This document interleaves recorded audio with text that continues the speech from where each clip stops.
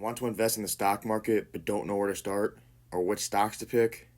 That's where ETFs come in, one of the simplest and smartest tools for beginner investors.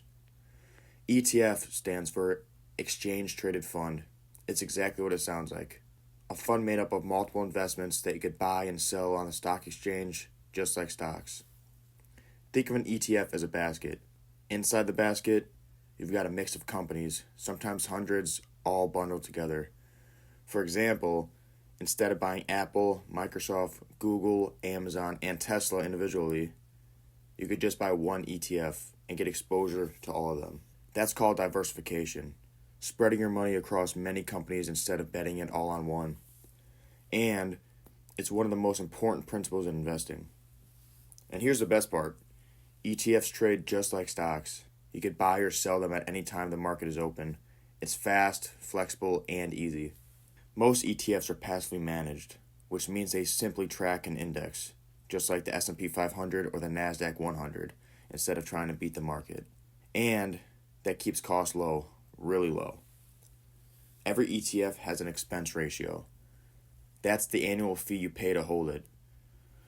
Most popular ETFs have expense ratios as low as 0.03%. That means for every $1,000 you invest, you're only paying about 30 cents per year in fees. Compare that to mutual funds or actively managed investments, and you'll see why ETFs are so popular.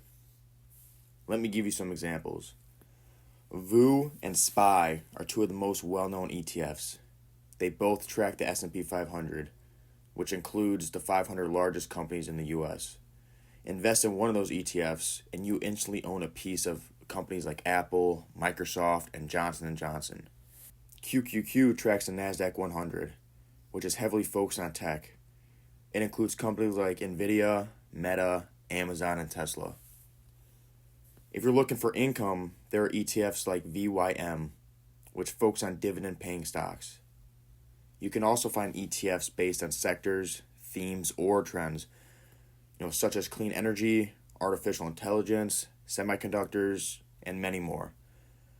You can even build your whole portfolio using just 2 or 3 ETFs, and you could be instantly diversified across the entire globe.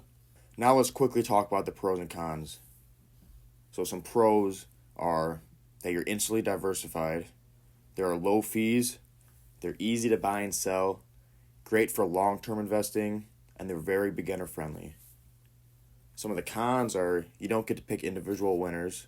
Some ETFs can be over-concentrated in certain sectors, overexposing yourself to certain risks. And then not all ETFs are created equal, so you'll still need to do some research. But overall, ETFs are a fantastic way to grow your money steadily without needing to be a stock-picking expert. If you're just starting out or want to keep investing simple, ETFs are a smart way to go.